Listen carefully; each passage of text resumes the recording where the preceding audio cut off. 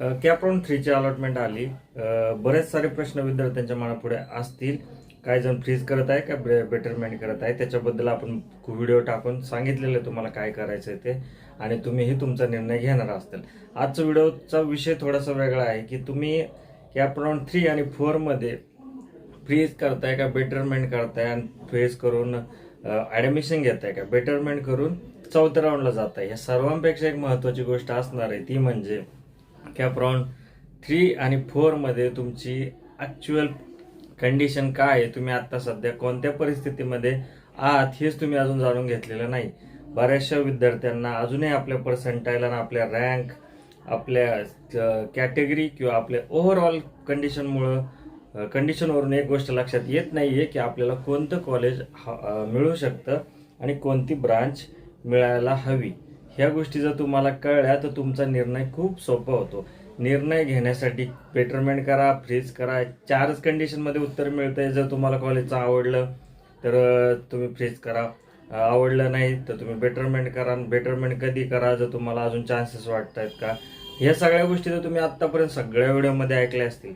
मी थोडंसं वेगळं सांगणार आहे. वेगळं काय सांगणार आहे की तुम्हाला तुमचं कॉलेज अजूनही गेस करता येत नाही, तुम्हाला तुमची ब्रांच अजून समजलेली नाही आहे. कारण पर्संटाईल, कट ऑफ, कॅटेगरी ह्याच्याशिवाय कॅप राऊंडमध्ये ॲडमिशनचा कोणताही निकष नव्हता आणि अजून पुढेही नसणार आहे. त्याच्यामुळे एक लक्षात घ्या, तुम्ही जर या सगळ्या अँगलमधून बरोबर असताल, त्यामधून जर तुम्ही बसत असताल, तर तुम्हाला अमुक कॉलेजचं अमुक ब्रांच असं मिळणार आहे. ही गोष्ट लक्षात घ्या किंवा समजून घ्या. आता मी बऱ्याच विद्यार्थ्यांशी बोललो कॅप राऊंड 3 च्या अलॉटमेंट नंतर. त्या विद्यार्थ्यांकडून अशा काही गोष्टी मला कळाल्या की त्याच्यामुळे मला आजचा व्हिडिओ बनवावा असं वाटला. पहिली गोष्ट काय, एक विद्यार्थी आहे, 60% आहे, त्याला SC कॅटेगरीचा आहे, त्याला मेकॅनिकल मिळाले, एक चांगल्या कॉलेजचं मेकॅनिकल मिळालेलं आहे, पण त्याला आता त्याच कॉलेजचं ENTC पाहिजे ज्याचा कट ऑफ 89 किंवा 85च्या आसपास चाललेला आहे. आता 60% त्याला आहे, त्याला मेकॅनिकल ब्रांच मिळून गेलेली आहे SC कॅटेगरीमध्ये असताना. तरी त्याला आता काय वाटतं की आपण अजून पुढे जाऊन ट्राय करावा, म्हणजे मला ENTCच पाहिजे असं त्याचं मत आहे. असंच उदाहरणं बरेच कट ऑफ 55, 50% मार्क्स असणाऱ्यांचे मी पाहतोय की ज्यांना ब्रांच चांगली पाहिजे, AIDSच पाहिजे, कम्प्युटरच पाहिजे किंवा IT पाहिजे. माझे पर्सेंटाईल तर एवढेच आहेत, मिळती का पहा सर, मिळेल का सर, अशासारखे प्रश्न विचारतात ते. पण त्यांना अजूनही 3 राऊंड झाले तरी एक गोष्ट लक्षात येत नाहीये की की कोणत्या पर्सेंटाईलला किती मार्क्सवर आपल्याला ह्या ब्रांचेस मिळू शकतात. आता तुम्ही समजा विचार करा, टॉप 20, टॉप 40 कॉलेज आहेत पुण्यामधले, मी पुण्यामधलं बोलतो सुरुवातीला, तर त्याचा कट ऑफ समजा 98, 96, 97 असा आहे.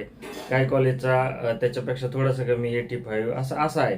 जर त्यांचं ठरलेलं आहे ह्या कॉलेजच्या पर्टिक्युलर ब्रांचला या कट ऑफला विद्यार्थ्यांना ऍडमिशन मिळणार आहे, तर आता त्याच्यापेक्षा 10 ते 20% कमी असणाऱ्या विद्यार्थ्यांचे चान्सेस किती आहेत ह्याचं उत्तर कोणीही देऊ शकतं. व्हिडिओ बघणाऱ्यापैकी असेल किंवा ज्यांना याच्यामधलं कळतंय त्यातील कोणी पण देऊ शकतं की चान्सेस किती आहेत.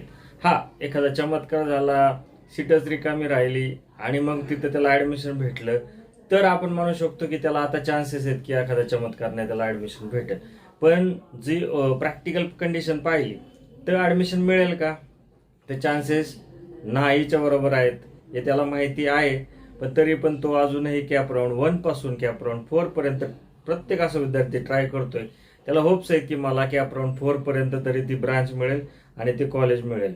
आता जर तुम्ही लक्षात घ्या, जर असं असेल आणि प्रत्येक विद्यार्थी पण च्या ऑप्शन फॉर्म मध्ये ते येत आहे आणि कॅप राऊंड 3 पर्यंतही गणित तसंच दिसतंय की त्या राऊंडच्या त्या कॉलेजच्या त्या ब्रांचला ऍडमिशन मिळत नाही, तरी तो विद्यार्थी चौथ्या राऊंडला जायचा. त्याने न जावं असं माझं म्हणणं नाही, त्याने कॅप राऊंड 4 मध्ये पण जावं, पण रिअलिस्टिक अप्रोच हा ठेवावा की त्याला ते कॉलेजची ती ब्रांच आत्ता सध्या मिळणं अवघड वाटते. फक्त एक ट्राय म्हणून मी जात आहे, पण मला ऍडमिशन हे त्याच कॉलेजला मिळणार आहे किंवा त्याच्या सारख्याच एखाद्या कॉलेजला मिळणार आहे आणि त्याच्यासाठी मला ऍडमिशन घेण्यासाठी तयार राहणं गरजेचं आहे. ही गोष्ट लागू पडते ज्यांना कॅप राऊंड मधून ऍडमिशन घ्यायचं आहे. जर तुम्हाला इन्स्टिट्यूट लेवलचे राऊंड, स्पॉट राऊंड वगैरे वगैरे सर ट्राय करताय तर ते तुमचा पुढचा प्रश्न आहे. त्याच्यामध्ये तुम्ही तिथं हजर आहेत, तुमचे पर्सेंटाईल किती आहेत, ह्या सगळ्या गोष्टी मॅटर करतात. पण जे कॅप राऊंडची ऑनलाईन प्रोसेस आहे त्याच्यामध्ये तर एवढंच मॅटर करते की तुम्हाला पर्सेंटाईल किती, तुमची रँक किती, तुम्ही कोणत्या कॅटेगरीचे, कोणत्या कॉलेजला, कोणत्या ब्रांचला किती हे तर आपण पहिल्या दिवसापासून ते आता कॅप राऊंड 3च्या अलॉटमेंट पर्यंत हीच गोष्ट डिस्कस करतोय. कट ऑफ पहा, व्हॅकंट सीट पहा, बऱ्याच गोष्टी पहा. म्हणजे हे महत्वाचं ठरत नसतं तर कोणालाही कोणतंही कॉलेज मिळालं असतं, कोणतीही ब्रांच मिळाली असती. पण तसं होत नाही हे तरी आतापर्यंत विद्यार्थ्यांच्या लक्षात आलं पाहिजे. म्हणून कॅप राऊंड 3 अलॉटमेंटचा निर्णय घेताना हा पॉईंट नक्की लक्षात घ्या. म्हणजे तुम्हाला आता फ्रीज करायचं की बेटरमेंट करायचं हा तुमचा प्रश्न. अजून एक राऊंड आहे तुमच्याकडे, तोही कॅप राऊंड आहे. बऱ्याच जणांनी असंही सांगून टाकलेलं आहे की कॅप राऊंड 3च होते, 4था राऊंड आता तो कॅप राऊंड नसणार आहे, तो राऊंड मॅनेजमेंटचा असणार आहे, अशा काय काय गोष्टी सांगून विद्यार्थी खरं तर फसत आहेत किंवा त्यांना लक्षातच येत नाही. पण तोही कॅप राऊंडच आहे. फक्त एक गोष्ट लक्षात ठेवा, कॅप राऊंड 4ला तुम्ही ट्राय करून काही चूक करणार नाही, तुम्ही त्या राऊंडला गेले तरी चालणार आहे. पण महत्वाची गोष्ट आहे की रियालिटी समजून घ्या, चान्सेस समजून घ्या आणि आपल्या अपेक्षा त्याच्यानुसार ठेवा. अपेक्षा भंग होईन एवढंच होईन, दुसरं काय होणार नाही.